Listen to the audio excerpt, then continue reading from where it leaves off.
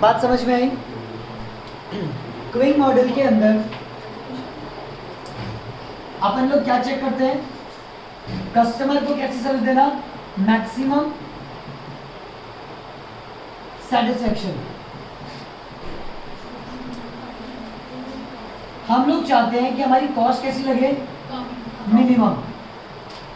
जो कस्टमर का waiting time है, अगर जैसे समझो कोई क्यू होती है, लाइन लगी हुई है, तो क्या कस्टमर उसमें वेट ज्यादा करना चाहेगा, कम करना चाहेगा? ऑब्वियसली बात है, उसका वेटिंग टाइम कैसा होना चाहिए? मिनिमम। अगर कस्टमर कम से कम वेट करेगा तो ऑब्वियसली बात है वो छोड़ के भी नहीं जाएगा, हमारे को जल्दी सर्विसेज मिलेगी।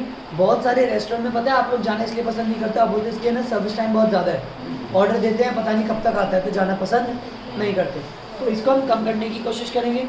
जो क्यू होती है उनकी लाइन, उसको अपन कम करने की कोशिश करेंगे, ताकि अपन क्या कर सके, कोई भी प्रॉफिट अर्न करने की अपॉर्चुनिटी को ड्रॉप ना करें। बात समझ में आया? इसके अंदर मैंने आपको फिर कुछ टेक्निकल यूजेस बताए, कस्टमर सर्विस लाइन क्या हो जाती है, ठीक है। फिर अपन ने पढ़ा था एक रेगुलरिंग होती है, इसको क्या मतलब होता है कि कितनी देर उसने वेट किया। फिर अपन ने देखा था, एक अपन ने पढ़ा अराइवल रेट। क्या बोला गया था अपन ने? Arrival rate. अराइवल रेट का मतलब क्या था कि मतलब किस स्पीड से या कितनी क्यों क्या कितनी देर के अंदर अराइवल में कस्टमर आ रहा है। इसको डिनोट किससे किया जाता है? लैम्डा। बात समझ में आए कैसे डिनोट किया जाता है इसको? लैम्डा। अगला अपन क्या लिखेंगे? जल्दी से लिखो, सर्विस रेट। क्या लिखोगे? देखो, it refers to the rate, it refers to the rate at which customer are serve. कितनी देर लेते हो एक कस्टमर को सर्विस देने में? हो सकता है जैसे एक डॉक्टर मैक्सिमम एक पेशेंट को 3 मिनट में फ्री कर देते हैं, 3 to 10 मिनट्स।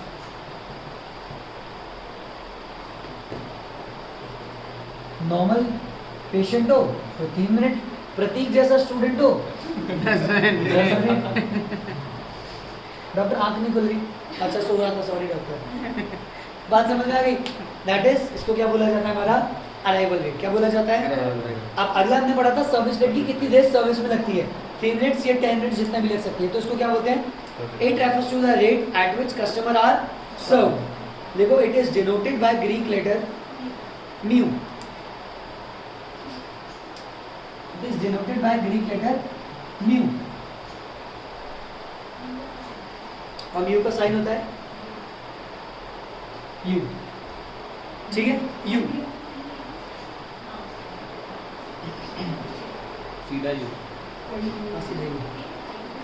बस साइड से यू लेना, ठीक है। इसको किससे डिनोट किया जाता है? You, mu. अच्छा, अराइवल रेट को किससे डिनोट कर देते हैं हम? लैम्डा। और सर्विस रेट को किससे डिनोट कर रहे हैं? म्यू से। मतलब लोग आ रहे हैं, इसको क्या बोलेंगे अपन? उल्टा हुआ है, दैट इज लैम्डा। और जो उनको सर्विसेज दे रहे हैं उसको किससे डिनोट करेंगे? म्यू से। बोलो, बात समझ में आई? क्लियर? अब लिखो, main element of queuing system. Main element of queuing system,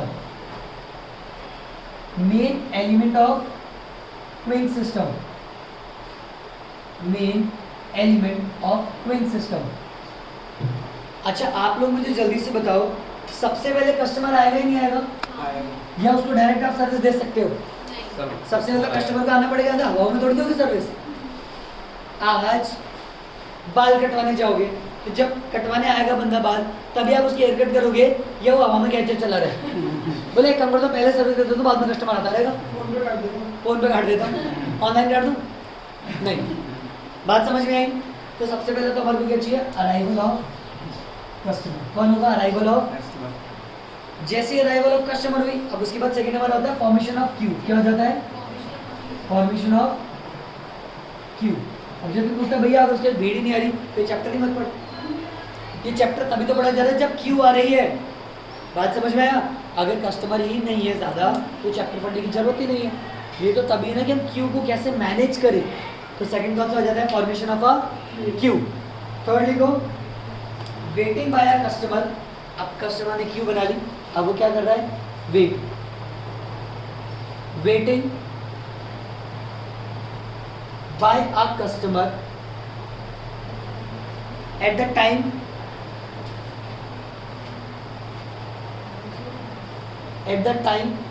being serve, मेरा नंबर कब आएगा? Waiting by a customer. At the time being serve, waiting by a customer at the time being serve, customer का number कब आएगा? बात समझ में आया? सबसे पहले कस्टमर क्या हुआ? अराइवल, अराइव होने के बाद उसने क्या करी? फॉर्मेशन ऑफ क्यू, लाइन में लग गया।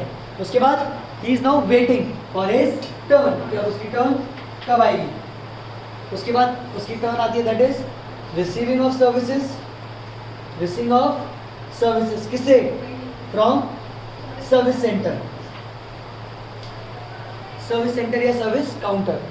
अच्छा मुझे बताओ, ये पूरा का पूरा चैप्टर एक्चुअल में किसके लिए है? गुड्स वालों के लिए, सर्विस वालों के लिए? सर्विस वालों के लिए। सर्विस वाले के लिए, जिनके पास क्यू लग रही है सारी चीज़ों में। तो render of service from the service centre. अब मुझे बताओ, सर्विस ले ली, अब क्या करेगा कस्टमर? जाएगा, तो जाते टाइम भी तो उसको टाइम लगता है, यस और नो? जाने का भी तो टाइम लगता है, तो जल्दी से लिखो, departure from service counter, departure, हाँ, फ्रॉम सर्विस काउंटर। यार मैंने तुम्हें को जज मत कर लेना, लेकिन मेरे दिमाग में एग्जांपल यही वाला आया, कैसे बस हो गया ना कि भैया क्या कर रहे हैं। अब ये ना गणेश जी का वो क्या चलता है, उसको बोलते हैं विसर्जन। तो लास्ट डेट होती है ना जब भी गणपति जी का विसर्जन से पहले, तो बढ़िया पूजा वूजा करी जाती है। तो हम सबको भी इन्विटेशन था, हम सब गए थे, तो बहुत ज़्यादा भीड़ हो रही थी। अब जिस घर में रखे हुए थे गणपति, बाहर की साइड में वो एरिया तो बहुत छोटा था और लोग बहुत सारे थे। अब कई लोगों को तो होता है कि हमें दिखने चाहिए फेस टू फेस गणपति जी, तभी हमारी मुरादें पूरी होंगी, तभी हमारा बच्चा पास होगा और जॉब तभी लगेगी उसकी। अब कई ऐसे होते हैं, नहीं हम तो ऐसे हैं, अच्छे कर्म करो, पीछे लग जाओ और पीछे से हाथ बंद करके खड़े हो जाओ। ऐसे भी होते हैं। कई होते हैं वो बीच में ऐसे झूमते रहते हैं साथ साथ में। फिर ऐसा होता है कि आरती चालू हो रही है, अब उसके अंदर होता है जब आरती चलती होती है ना, तो सबको अपनी अपनी आरती लेनी होती है, होता है, बोलते हैं माइक में ऐसे होते हैं, तब बेकार तो माइक यूज़ करते हैं उस टाइम पे। फिर उस टाइम पे बोलते हैं एक एक आते जाओ और आरती घुमा के आरती लेते जाओ। तो गए, एक जन आरती करेगा, फिर वो दूसरे को पास करेगा, फिर दूसरा। अब सब एक साथ तो जा नहीं सकते, तो लाइन लग जाती नहीं लग जाती? ये इसलिए बता रहा हूँ क्योंकि अभी रिसेंटली मैंने देखा, तो लाइन लग जाती है। अब उसमें कुछ आंटियाँ तो ऐसी होती है भाई, उनको लगता है सारी आरती मैं ही कर लूँ। हमें बोला नहीं, पास करो प्लीज़, प्लीज़ पास करो, सबका नंबर आना चाहिए। फिर लाइन लगी हुई होती है, तो क्या होता है समझो, ये गेट से ऐसे लाइन चल रही है, तो यहीं से लोग आ रहे हैं और यहीं से लोग, मुझे बताओ जब लोग वापस जाते हैं तो क्या तब भी टाइम कंज्यूम हो रहा है, नहीं हो रहा? भाई आने वालों को दिक्कत होती है, क्योंकि दोनों क्या करते हैं, क्लैश। तभी तो अपने बीच में क्या आ जाता है, डिवाइडर आता है कि गाड़ियाँ इधर से चलो और इधर से चलो, और जहाँ पर भी दोनों साइड आती है, क्या टाइम ज़्यादा लिया जाता है? यही वाली चीज़ों को हमारे को कंट्रोल करना है, यही वाली चीज़ों को हमारे को। कभी आपने देखा होगा मूवीज हॉल में भी एंट्री अलग होती है और एग्जिट अलग होती है। एंट्री ऊपर की साइड से हो रही है और एग्जिट, ये तो दोनों जगह पे क्या हो जाएगा, क्लैश। भैया पुराने वाले जिनके अभी शो है वो वापस यहीं से आ रहे हैं और जाने वाले भी इन्हीं से टकरा रहे, रिव्यू एंड टू एंड दे देंगे। भैया मूवी चल जा, है ना? तो इसलिए एंट्री अलग और एग्जिट अलग, ताकि क्यू में दिक्कत नहीं हो। आपको पता है मूवी हॉल में भी ऐसा होता है, सीढ़ियाँ उतरो, एक लेफ्ट साइड गेट होता है और एक राइट साइड। तो जो लेफ्ट साइड से आ रहे हैं वो लेफ्ट साइड चल जाओ, राइट साइड वाले राइट साइड चल जाओ। राज मंदिर जैसी जगह में देखोगे तो सेंटर में भी होता है गेट, क्या आप इधर से नीचे भी उतर सकते हो, ताकि क्यू को कभी प्रॉब्लम नहीं हो।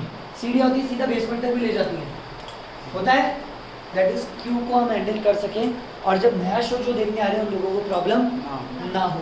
बात समझ में आ गई?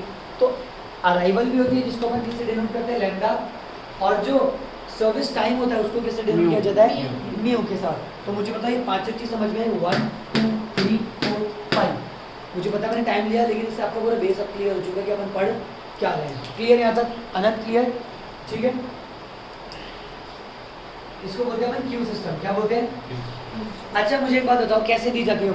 अब दो चीजें होती है क्यूइंग के अंदर, आपको ध्यान रखना है, डिसिप्लिन मेंटेन रहना चाहिए, क्योंकि जैसे आपकी क्यू टूटेगी आपका पूरा का पूरा इफेक्टिवनेस खत्म हो जाएगी। क्यू का एक और पॉइंट लिख लो आप, दैट इज, ऐसे अलग से स्टार मार्क बना के पॉइंट लिख लो, first come services, first come first service, first come first service, first come first service. कभी कभार तो ये होता है, और कभी कभार आपने देखा होगा लोग ऐसे मांगते रहते हैं, कुछ भी होता रहता है टिकट, अपन रैंडमली हाथों में देते रहते हैं। मोस्टली आपने ऐसे देखा होगा जब डिस्ट्रीब्यूशन होता है ना, अब डिस्ट्रीब्यूशन भी दो तरीके से होता होगा, आपने देखा होगा। एक तो ऐसे होता है लाइन बना देते हैं, वन बाय वन देते रहते हैं, और एक कभी कभार आप देखोगे स्टेज पे खड़े रहते हैं, बहुत सारे लोग आ जाते हैं and we are distributing randomly. अब अपन ये नहीं देखते कि कौन कितना पहले से। मूवी देखिए बाग मिल्खा बाग, उसमें जब वो पार्टीशन होता है तो वो रोटी के लिए जाता है, तो सब हाथ आगे करके खड़े रहते हैं। मुझे पता मिलता है कि उसमें जो पहले आता है नहीं, या जो लास्ट आता है, जिसको मिल जाए कोई दिक्कत नहीं होती। इसको बोलते हैं कौन सा? Service in random order. क्या बोलते हैं? Service in random order. क्या बोलते हैं इसको अपन? Service in random order. एक और पॉइंट लिख लो इसी के अंदर, on priority basis. On priority basis, जैसे ये अपन एक स्टार मार्क बना के ऐसे अलग से लिखे जाते हैं, ऑन प्रायोरिटी बेसिस। कभी कभार जो सर्विस दी जाती है ना, वैसे एक्चुअली इसका पार्ट है जो सर्विस दे रहे हैं, कभी कभार जो सर्विस दी जाती है ना, ये रैंडम बेसिस पे दे दी जाती है। रैंडम बेसिस का मतलब हो गया जैसे कि प्रायोरिटी बेसिस। जैसे कभी कभार हम सर्विस दे रहे हैं, सीनियर सिटीजन दिख गया, अपन क्या बोलते हैं? इसको आ जाने, पहले इनको जाने दो। होता ही नहीं होता। इवन मैं आप लोगों को ना मंदिर में भी जो लाइनें लगती है ना, नॉर्मल अलग लगती है, सीनियर सिटीजन्स के लिए अलग लाइन लगती है, ताकि उन लोगों को दिक्कत ना हो। That is priority basis. क्या बोला जाता है इसको? आपने देखा होगा वीआईपी लाइन अलग होती है, जो पे करके जाते हैं बढ़िया से, होता है। इवन वैष्णो देवी के दर्शन भी वीआईपी बेसिस पे भी कर सकते हो आप। गोविंद देव जी के भी होते हैं, खाटू श्याम जी के भी होते हैं। That is on priority basis. आज समझ में आई? ये सारी चीजें थी। बोलो क्लियर?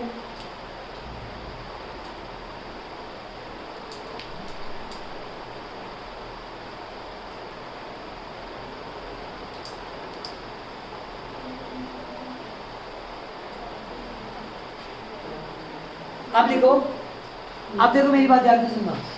कोई भी काम होना है, जैसे कैश डिपॉजिट लेना, फोन सही करना, कैश डिपॉजिट लेना, फोन सही करना, डॉक्टर से अपॉइंटमेंट लेना, क्या ये सब कुछ एक इवेंट है या नहीं? इवेंट का मतलब है एनीथिंग जहाँ पे इंट्रैक्शन हो जाए और हम कुछ काम करवाए, दैट इज इवेंट और नॉट। सिर्फ इवेंट का मतलब ये नहीं होता फन फूड ये सारी चीज़ें, कोई भी चीज़ जो काम हो रही है उन सबको अपन क्या बोलते हैं? इवेंट।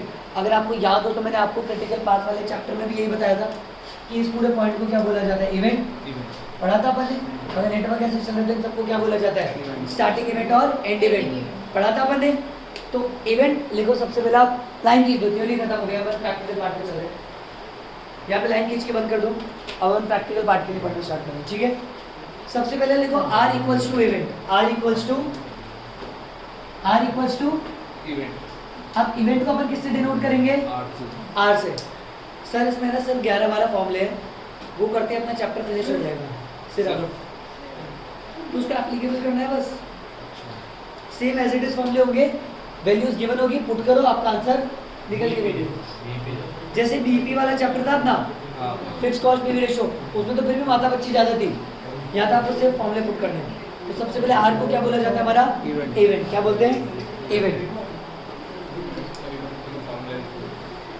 एक्स बार, ये वैसे आपने 11th में पढ़ा हुआ है, इसको बोलते हैं मीन। क्या बोलते हैं? लिखो mean of the distribution. Mean of the distribution. अगर जिसको मीन भी समझ में नहीं आ रहा तो उसके लिए इजी वर्ड यूज करो, average. Average of the distribution. Average time क्या ले लेगा? 1%। That is average of the distribution. किससे डिनोट किया जाता है? एक्स बार। किससे डिनोट किया जाएगा? एक्स बार। और मुझे बताओ आर को क्या डिनोट किया जाता है? इवेंट। कोई इवेंट होगा तो अपन क्या बोलेंगे? आर। और एवरेज को किससे डिनोट किया जाता है? हमारे मीन से। किससे डिनोट किया जाएगा? मीन से। बोलो बात समझ में आया? अब उसके बाद देखो P R, probability of R event.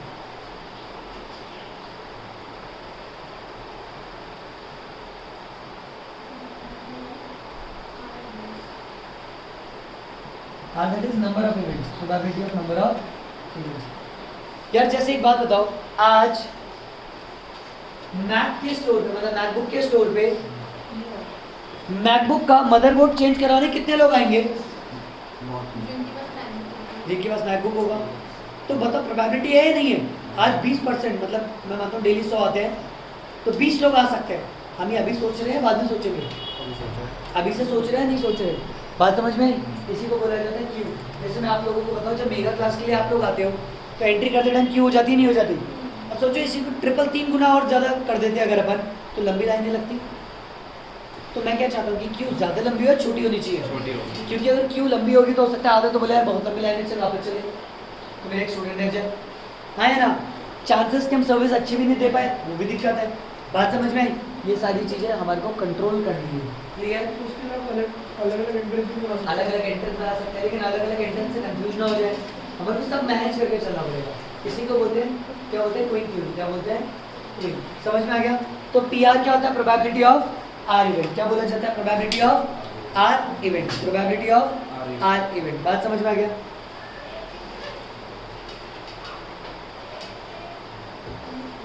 वो वाला इवेंट का नाम है क्या PR? हाँ, प्रोबेबिलिटी ऑफ आर इवेंट। अब फॉर्मूला लिखो, P R equals to probability of event कितना परसेंट हो सकता है, तो P R equals to E, डरना मत, हो जाएगा, आसान है। P minus X bar multiply में रखेंगे एक्स बार की पावर आर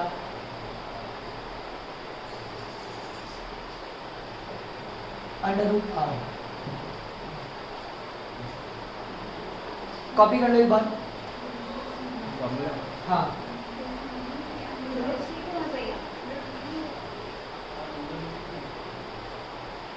अंडर रूट नहीं, मतलब फैक्टोरियल बोलते हैं इसको अपन। जैसे अपन करते थे 7 फैक्टोरियल, तो करते थे 7 इंटू 6 इंटू 5 इंटू 4 इंटू 4, है ना? ठीक है, फॉर्मूला कॉपी किया। अब मेरी बात ध्यान से सुनो, जहाँ पे आपने ई लिखा हुआ है, ई की वैल्यू लिखो, E is always equals to 2.718।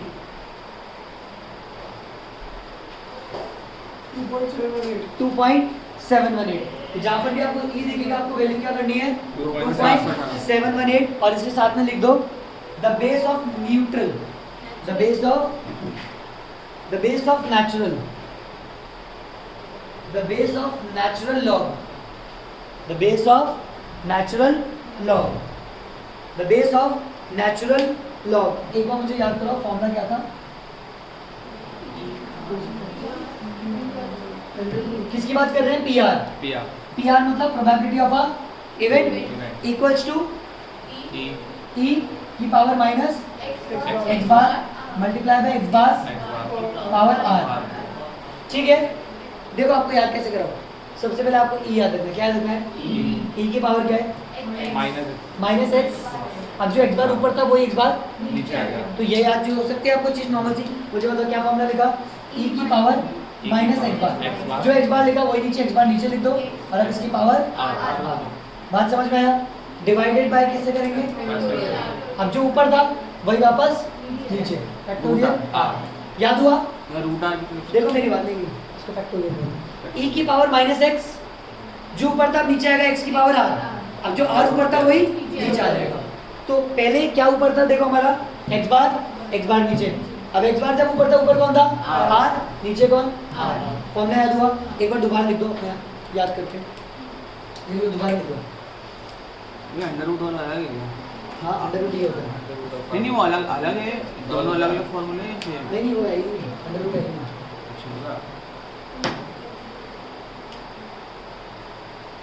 ठीक है,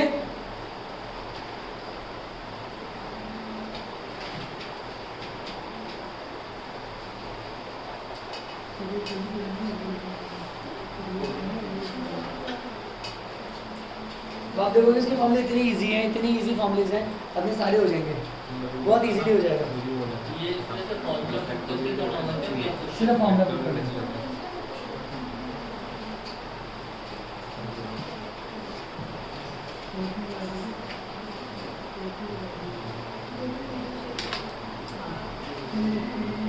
देन मुझे अब वापस से फॉर्मूला बता दो ना प्लीज, खुद से बताओ। E P R equals to E minus X bar power minus X bar की power R upon factorial are.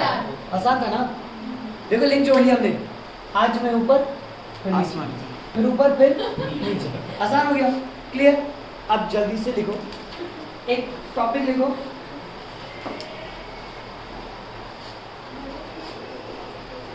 Service process, service process,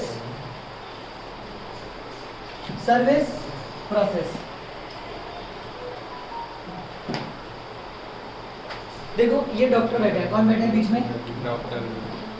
doctor. ठीक है, डॉक्टर कभी ऐसा करते हैं, हाँ आप 4 पेशेंट एक साथ आ जाओ, हाथे को क्या, खांसी को, बुखार, जॉन्डिस, सबको एक गोली दे दी, जाओ सब जाओ, ऐसा होता है? नहीं, डॉक्टर के पास क्या होता है? 1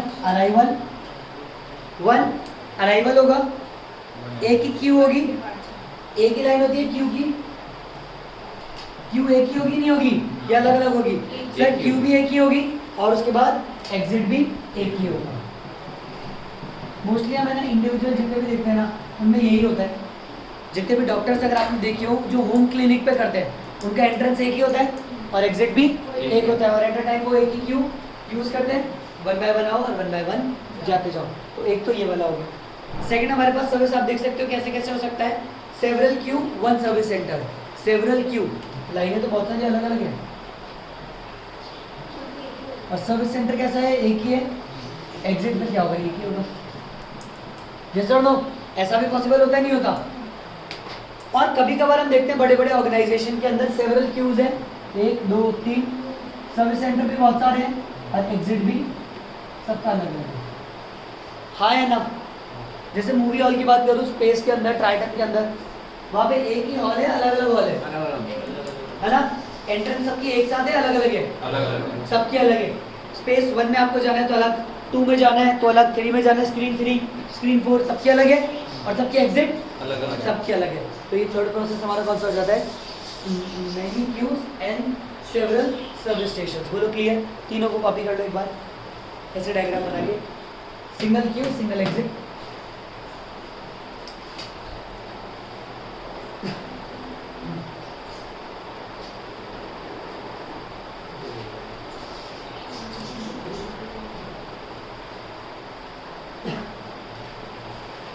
अभी तक कोई दिक्कत आई क्या?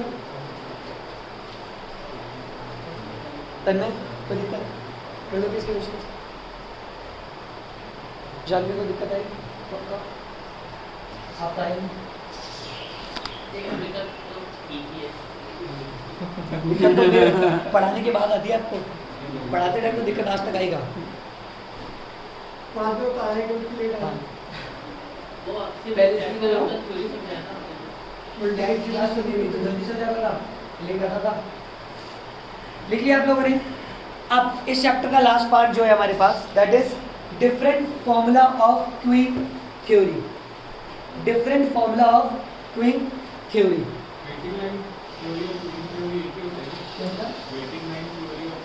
हाँ, वेटिंग लाइन वाली बात चल रही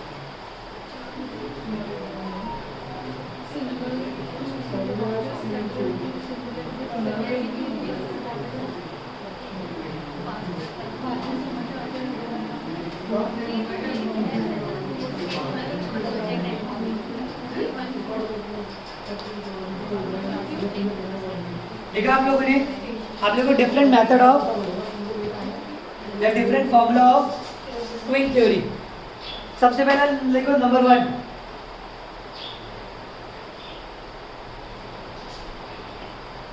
number 1 utilization ratio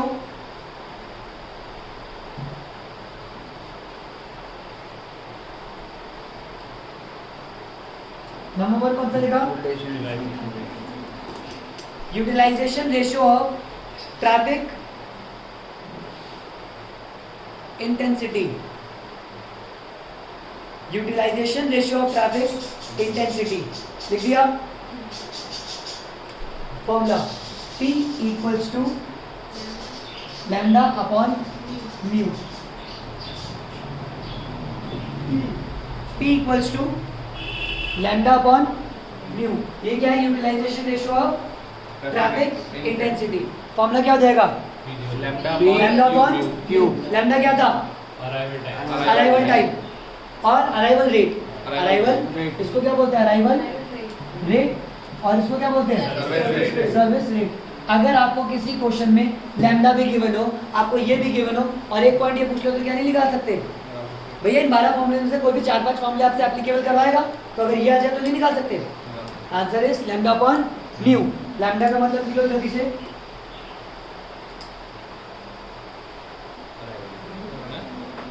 arrival date, और म्यू का मतलब लिख दो सब स्टेट। हाँ या ना? आसान था?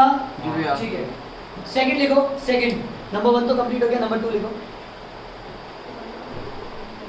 Probability that service center is idle. Service center खाली बैठा है। क्या सर्विस सेंटर खाली बैठते हैं क्या? Service center is idle. Probability that service center is, आपको पता है दिक्कत क्या होती है?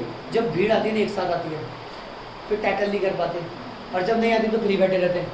कभी कभार ऐसा होता है, हाँ डॉक्टर भी टाइम दे देते हैं, 10 से 11 आ जाना, हाँ आप भी 11 से 12 आ जाना, आप 11:30 से आ जाना। अब कस्टमर 2-5 मिनट लेट आ जाता है, कोई कस्टमर 2-5 मिनट लेट आ रहा है, कोई कस्टमर 2-5 मिनट जल्दी आ रहा तो एक साथ भीड़ आ जाती है, और फिर सब चल जाते हैं, वो आइडल बैठ जाते हैं, होता है। तो ये पूछ रहा है क्या प्रोबेबिलिटी है कि सर्विस सेंटर क्या होंगे? आइडल। तो लिखो probability that service center is idle. Probability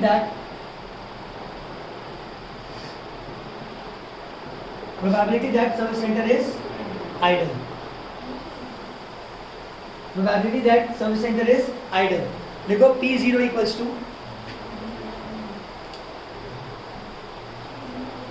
1 minus lambda upon mu. आपको पता है क्या प्रोबेबिलिटी अगर आपने किसी ने पढ़ी हो तो ऐसा बोला जाता था PE plus P0 E is always 1। होना प्लस ना होने की प्रोबेबिलिटी 1 होती है। आज बारिश आने के 60% चांसेस है, तो ना आने के कितने हुए? आज बारिश ना आने के 30% चांसेस, तो आने के कितने हुए? बात समझ में आया? अब तुम्हारे पेपर्स सारे सिस्टमैटिक हो जाएंगे, अब तुम्हारे पोस्टपोन नहीं होंगे। इसके चांसेस है 5%। उतने भी नहीं है।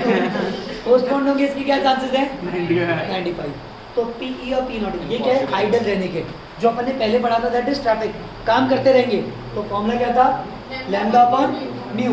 अब तो किसकी बात कर रहा है ये? फ्री बैठे हैं, तो फॉर्मूला क्या हो गया? 1 माइनस लैम्डा अपॉन म्यू। क्या? PO लिख लो, फॉर्मूला पुट कर लिखिए आप लोगों ने। देखो PO equals to probability of number of unit in a system.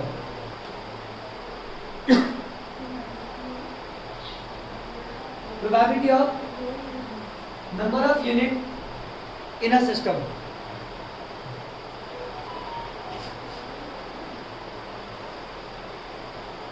अच्छा एक बात बताओ, जैसे अपन जब मेगा क्लास लेते हैं तो अपन को 100% सारी श्योरिटी होती है कि कितने बच्चे आएंगे ही आएंगे, अपन को नहीं पता होता।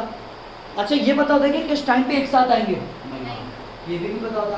तो क्या एक टाइप से अपन को उसको मैनेज करना चाहिए?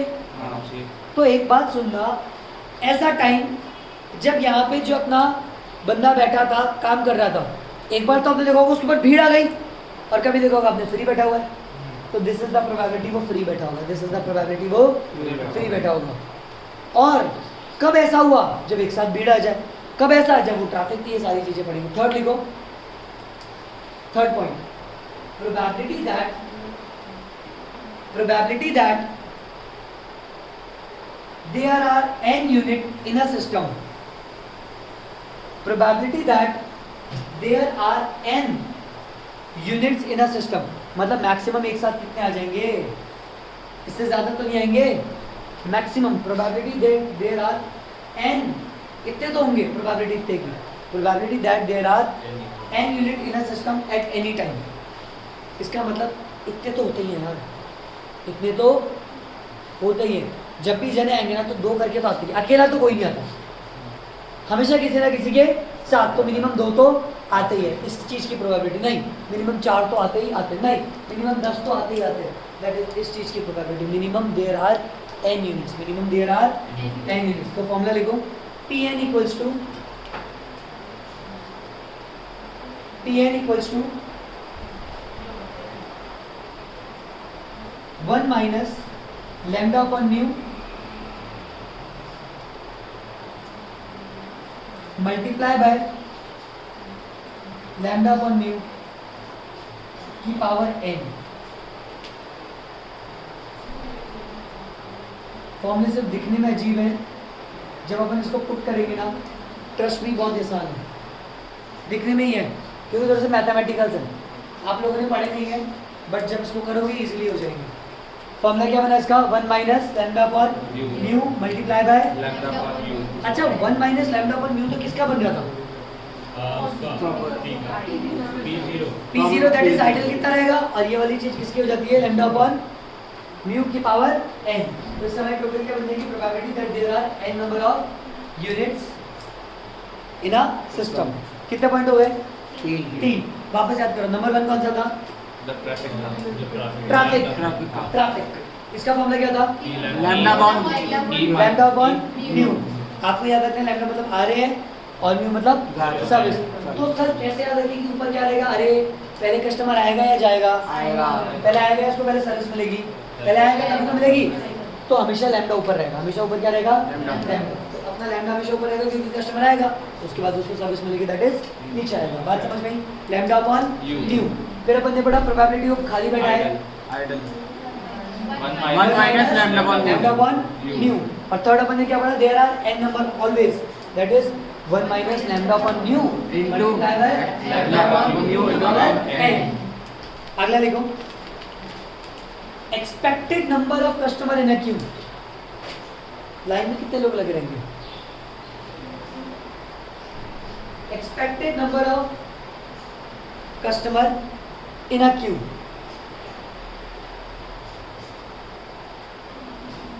Expected number of customers in a queue. Formula देखो, एक्सपेक्टेड की बात कर रहे हैं तो अपन बात कर रहे हैं ई एन क्यू, किसकी, E N Q equals to lambda whole square divided by mu bracket mu minus lambda. Sir ये सारे फॉर्मूले डिराइव करे हुए हैं, अगर आप इनके डेरिवेटिव पे जाओगे तो कम से कम 1.5 2 पेज रहेंगे, जो आप लोगों के एग्जाम के पॉइंट ऑफ व्यू से कोई काम के नहीं है। आपको तो बस सिंपल वैल्यूज गिवन होगी, दो ही तो वैल्यू की बात कर रहा है हमेशा, एक लैम्डा और एक म्यू। बस आपको नहीं को तो पुट करना है। होल स्क्वायर में क्या करना है, समझो यहाँ पे आपको दे रखा है 2 कि लैम्डा मतलब 2 मिनट में आ जाता है अराइवल, तो आपको 2 की पावर कितनी करनी है, कितना हो गया भैया, 100 दे देगा तो 100 का 200, दैट इज कैलकुलेटर रहेगा आपके पास, ये सॉल्व करना बहुत आसान हो जाएगी इन चीज़ों को, बस पुट करना है, ठीक है। तो फॉर्मूला क्या लिखा आपने, lambda square divided by mu bracket mu minus lambda. E N Q equals to लिखो, E N Q equals to square lambda square, तो इसमें कंटिन्यू इसमें हाँ इसमें continue. E N Q equals to expected number of customer in a Q.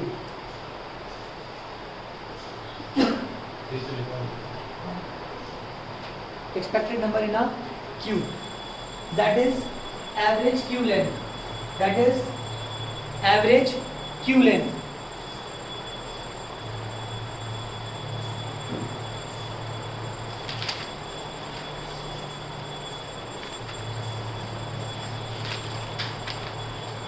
अगला देखो, expected number of customer in a system, expected number of customer in a system। पहले अपन ने कही थी एक्सपेक्टेड यूनिट हमारे पास कितने हैं सर्व करने के लिए, अब बात करें expected number of customer in a system. Formula use करो, lambda divided by mu minus lambda,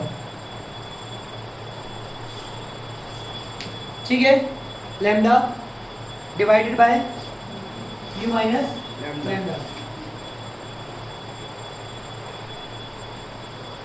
अगला लिखो 6 किसके, अच्छा E N expected number, E an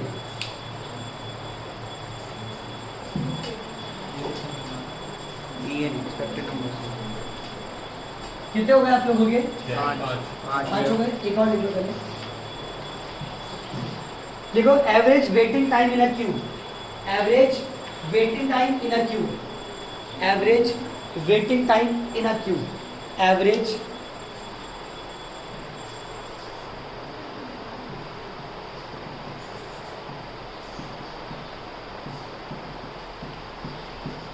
average waiting time in a Q कितनी देर लाइन में वेट करना पड़ता है, इसका फॉर्मूला अपन निकालेंगे। जल्दी से लिखो।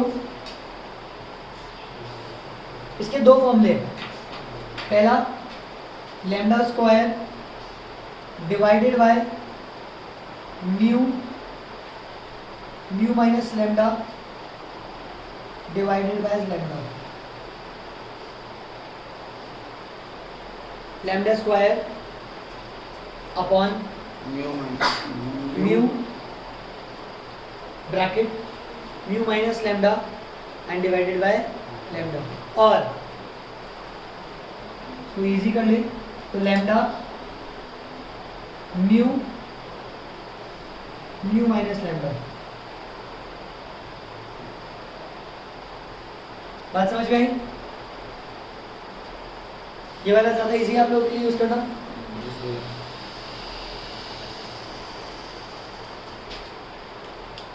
Lambda mu minus lambda, clear? ये होगा EWQ। EWQ। यार अब मेरी बात ध्यान से सुनो ना, ये पॉइंट बार बार पूछो मत किसके इक्वल होगा। ये जो भी मैं बता रहा हूँ ना, E का मतलब क्या हो गया? एक्सपेक्टेड, क्योंकि अपन किसके बारे में कर रहे हैं? प्रेजेंट के बारे में। हम तो सोच रहे हैं क्या होने वाला है। अब W से क्या हुआ? वेटिंग। और Q से क्या होगा? Q। तो जो पॉइंट लिख रहे हो उसी के इक्वल हो जाएगा, तो EWQ। तो एवरेज वेटिंग की एवरेज का ई हुआ है। क्या? एवरेज का भी ई होता है। अच्छा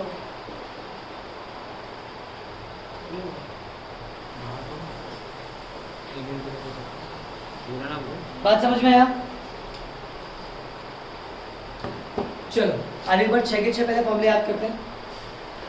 50% काम खत्म हो जाएगा अगर 6 के 6 फॉर्मूले याद हो गए तो। सबसे पहले मुझे बताओ कौन सा था? देखो याद करने की कोशिश करते हैं। ट्रैफिक वाला आसान था। Lambda upon mu.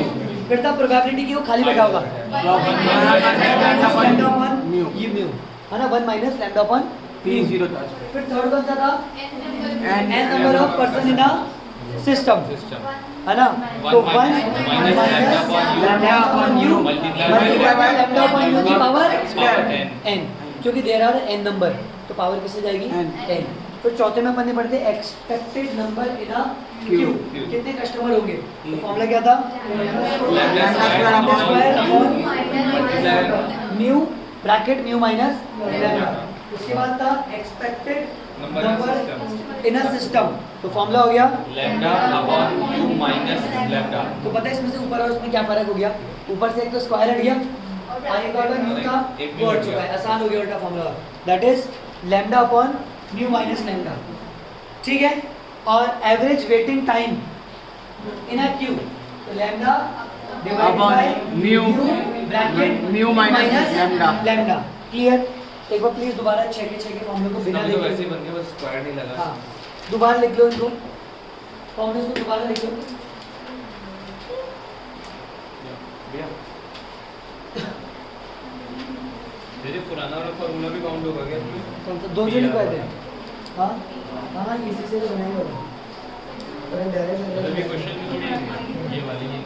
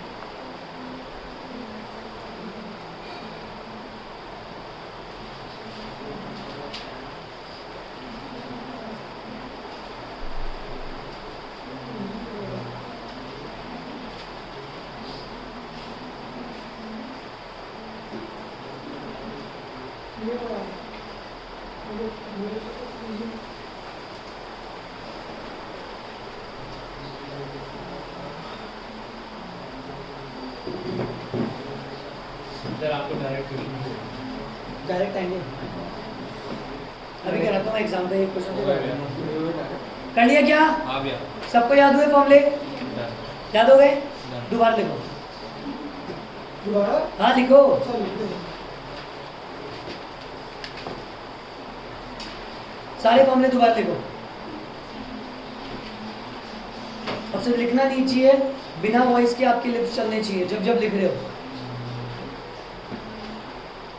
दोबारा लिखो।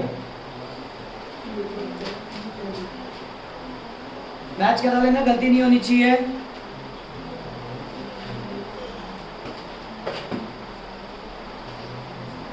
एक छोटा सा आइडिया दूं आपको 20 नंबर कंफर्म करने का, अगर इसमें से आ रहा है तो। आ रहा है बार बार एक चैप्टर? सिंपल सा तरीका बताऊं, 12 लिख लिए 3-4 बार, 5 मिनट की रिकॉर्डिंग ऑन करी, 5 मिनट में आपने 12 के 12 फॉर्मूले बोले, रिकॉर्डिंग बंद की, अपने ग्रुप में भेज दो कोई भी एक जना, कान में ईयरफोन लगाए और 4-5 बार सुन लो 5 मिनट में। आपको याद हो रहा है? वाइल ट्रैवलिंग, वाइल ईटिंग, सोने से पहले, सुबह जा रहे हो सुन लो। अगर ये आपको 12 फॉर्मूले अगर दिमाग में रह गए, और सुनने से खासियत बताऊँ क्या होती है, जब गलती करोगे ना वो याद आ जाएगी बातें। और आपको अभी मैं क्वेश्चन कराऊंगा, एज इट इज पुट करना है बस। जाते लिख देंगे ना, अब जो लिखते हैं। ऐसा कर लो, सारे भैया हम तो बैक साइड में बाहर जाते लिख देना। एक ग्राफ वाली चीज लिखना, मतलब पेपर के लास्ट पे लिख देना। पेपर के लास्ट में बोल रहा हूँ, क्वेश्चन पेपर में मत लिख देना। आंसर शीट के अंदर जो रफ वाली साइड होती है जिसमें बनी होती है। क्वेश्चन पेपर हाँ क्वेश्चन देखना भाई कोई, वरना वो जूनियर। ठीक है, लिख लिए, जल्दी लिखो, चलिए चलिए।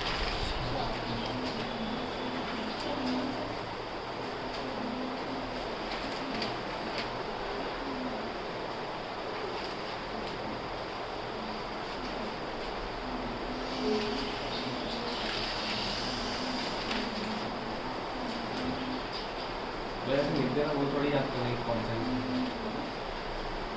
ये तो निकाल कर पता ही पड़ जाएगा ना, अगर निकालने को बोलेगा। क्या? जैसे कोई पॉइंट निकालने को बोलेगा उसको, ये थोड़ी कि ट्रैफिक का ये होगा। ट्रैफिक का तो वही भी लिखना पड़ेगा ना, ट्रैफिक का।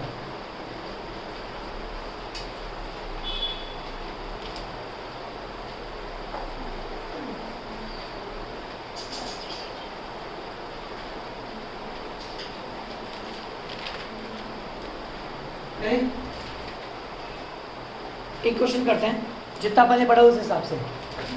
तो चलो, जिसके पास बुक है वो तो देख लो, नहीं है तो मैं पढ़ के बता रहा हूँ, आप लोग नोटिंग करते जाओ। 10.7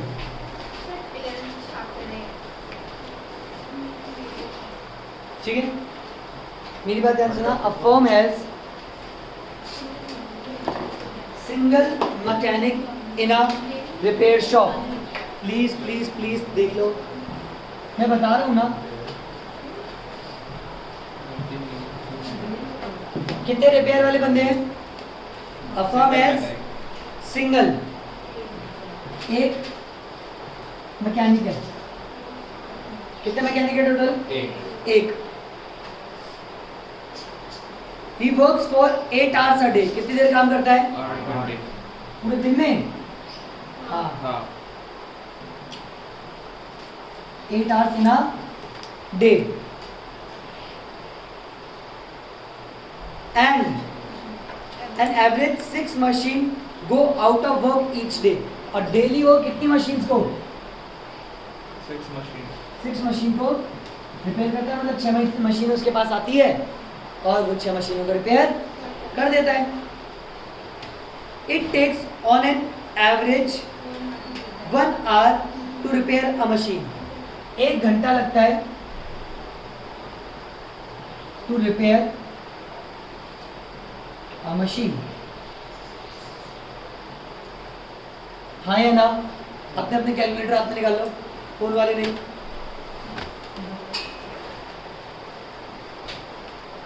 घर पे ही है, ठीक है। अब मेरी बात ध्यान से देखो, मुझे निकालना है नंबर 1 एवरेज। अब आपसे पूछ रहा है कैलकुलेट द कॉन्स्टेंट्स अवेलेबल। हम क्या क्या निकाल सकते हैं क्यू मॉडल के अकॉर्डिंग? आप खुद निकाल के बताओ, इसने आपको कुछ नहीं बोला, आपको खुद निकाल लें। तो मेरी बात सुनो, एवरेज नंबर ऑफ अराइवल निकाल सकता हूँ क्या मैं? 6। Average number of arrival sir expected तो होगा ना, क्या? नहीं एवरेज क्या कहते हैं, अराइवल रेट 6 होगा ना, और वो सर्विस अभी करते हैं average number of arrival per hour. हर घंटे कितने अराइवल आते हैं? तो भैया पूरे दिन में हमारे पास कितने लोग आ रहे हैं? 6 मशीन आ रही है। पूरे दिन में कितनी आ रही है? 6 मशीन। और एक दिन में हम कितने घंटे काम करते हैं? 8। That is 0.75 machines per hour. मतलब हर घंटे में एक मशीन भी नहीं आती है हमारे पास। सवा घंटे में कोई एक मशीन आ जाए, 2.5 घंटे में 2 आ जाए, 5 घंटे में 4 आ रही है, 8 घंटे में कितनी आ रही है? 6। ऐसे चल रहा है। तो पर आवर में कितनी आ रही है? 0.75 मशीन पर आवर। अगर मैं पर आवर की रेट निकालूँ तो इसी चीज़ को क्या बोलते हैं? लैम्डा। अराइवल रेट को क्या बोलते हैं? तो this is your lambda, this is your. Clear है? क्या कर रहे हो? इधर देखो, लैम्डा का मतलब क्या था? Arrival rate. एक दिन में कितनी मशीनें आ रही है? और एक दिन में कितने घंटे काम कर रहे हो? मैं पूछता हूँ एक घंटे में कितनी मशीन आ रही है? अगर इधर सोचो 8 मशीनें आती, 8 मशीनें आती और 8 घंटे काम कर रहे हो, तो मतलब 5 घंटे कितने मशीन आ रही है? एक। तो बस इसको कमी तो कर दिया। या 16 करता तो आप क्या बोलते? हर घंटे 2 मशीन आती है। अब मैंने कम करके कितना कर दिया? 6। सर पॉसिबल नहीं है, लेकिन पर आवर तो रेट यही है ना, 0.75 मशीन पर आवर। और जो अराइवल रेट होती है इसी को क्या बोलते हैं? लैम्डा। तो आपका लैम्डा कितना हो गया?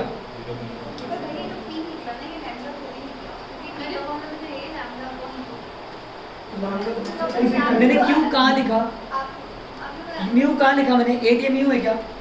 ये तो पूरे दिन की वो है। फिर सर्विस दे रहा हूँ 8 घंटे, 2 घंटे आइडल नहीं बैठा, फिर खाना नहीं खाऊं। This is the total hours. अब जब मैं तुम्हें पढ़ाता हूँ 1 घंटा, तो पूरा 1 घंटा थोड़ी होता है, बीच में मैं 2 मिनट ब्रेक भी लेता हूँ। तो this is not my service time, this is the idle time. ये आपका क्या निकला? लैम्डा। क्लियर? अब मेरी बात ध्यान से सुनो।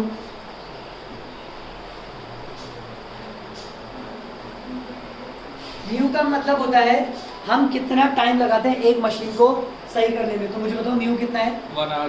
Exactly 1 hour. It takes 1 hour to repair a machine. यही होता है सर्विस आवर। अगर मैं आज एक मशीन को ठीक करता हूँ तो कितने घंटे लगेंगे? 1। तो म्यू क्या हो गया? 1 आवर। अब बस फॉर्मूला पुट करना स्टार्ट करते हैं। सबसे पहला निकालो, सबसे पहले ट्रैफिक निकाल लो। 0.75। एग्जैक्टली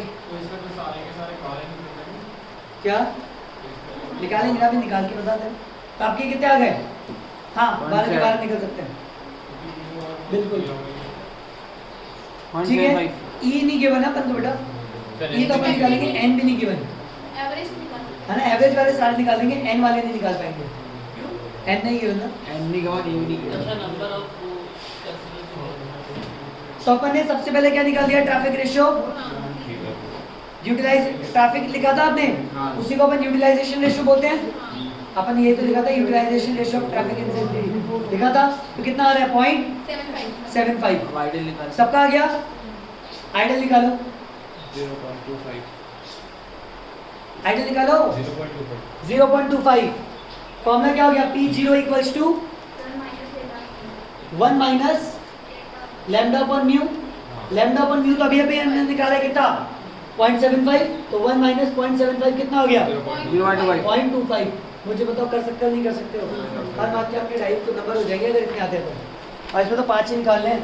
तो इसमें भी सबका आंसर मतलब सबका टोटल बन गया। प्रोबेबिलिटी का टोटल ही बन होता है। हर चीज़ अपन प्रोबेबिलिटी में निकाल रहे हैं ना, इसलिए अपने परार करके पॉइंट्स में निकाला है, क्योंकि रेशियोज हमेशा 1 में ही मतलब पॉइंट्स में कैलकुलेट होंगे। ठीक, थर्ड निकालो। थर्ड कौन सा था? Probability there should be n number. N वाले तो दिए हुए नहीं है। नंबर ऑफ यूनिट्स तो n ही तो निकालने हैं अपन को। Probability that there should be n number. N कैसे निकालेंगे? तो दे नहीं रखा है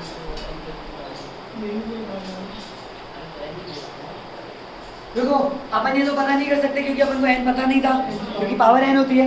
लेकिन मुझे बताओ एक्सपेक्टेड नंबर ऑफ कस्टमर निकाल सकते हो क्या ना सिस्टम? एक्सपेक्टेड नंबर निकाल सकते हो? अब आपको नंबर कस्टमर क्या है मशीन से, आपके पास क्या है मशीन से तो है, तो जल्दी से लिखो expected number of machine in a repair shop, expected number of machine in a repair shop, जो था expected number of customer in a system, expected number of customer in a system पढ़ा था आपने, expected number of customer in a system formula क्या था, lambda upon mu minus lambda, lambda upon mu minus lambda, put करो 0.33 आ रहा है। सिर्फ 3 answer आएगा, 3 मशीन आ जाएगी, तो 3 मशीन हमारे पास ऑल टाइम पड़ी हुई होगी। 25 के टेबल से काटे। अरे समझ में आएगा इधर एक ये पूछ रहा है अपन से, अपन वर्ड निकाल रहे हैं, देखो एन तो पता नहीं कर सकते थे, एक अपन पता कर सकते हैं कि कितने कस्टमर हैं अभी, फॉर्मूला क्या होता है एक्सपेक्टेड नंबर ऑफ कस्टमर, या कस्टमर की जगह क्या वर्ड है मशीन्स, तो expected number of machine in a shop कैसे निकालेंगे, lambda upon mu minus lambda, तो लैम्डा कितना था आपका, अभी एन तो आ गया अपना, कहाँ आया 3 मशीन निकाली ना, हाँ। नंबर निकाला अपन, ठीक है फिर EWQ भी 3 आ गया। मतलब एक्सपेक्टेड हाँ, नंबर ऑफ कस्टमर उसके बाद बिल्कुल सही, बहुत बढ़िया, उसके बाद expected number of machine in a waiting line निकालो, क्या वेटिंग लाइन का भी आपका फॉर्मूला गिवन था, lambda square lambda square upon mu mu mu minus lambda, expected number of machines in a waiting line, ये आपने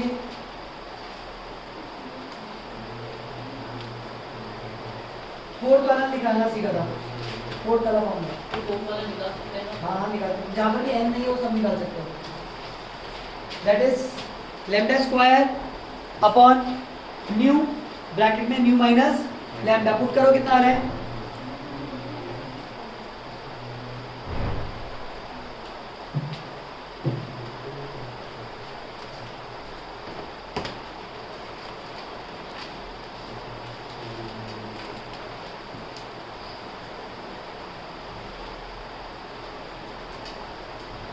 फिर 2.25 2.25, बहुत बढ़िया, 0.75 का होल स्क्वायर कर दो, लिख दो उसको, फिर 1, आपके लिए ये चीज़ अच्छी थी कि इसमें म्यू बनेगा, तो इजी कैलकुलेशन हो गई,2.25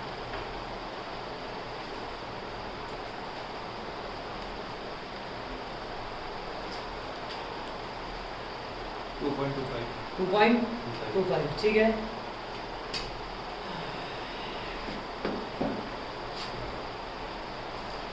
अब आपने एवरेज वेटिंग टाइम लिखा था एक बार कि कितना वेट करना पड़ेगा, 2.2 आ रहा 3 आ रहा है।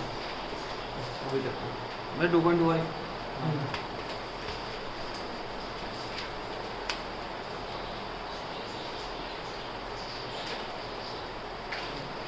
सर्विस के लिए वेट वाला भी निकाल दूं, 3 आ रहा है ना, हाँ बिल्कुल सही, वेटिंग है क्यू, हाँ 3 machine per hour, 3 machine hours, 3 घंटे वेट करना पड़ेगा एक वेटिंग machine टाइम पर। इन क्यू, हाँ तो लैम्डा का स्क्वायर हो जाएगा,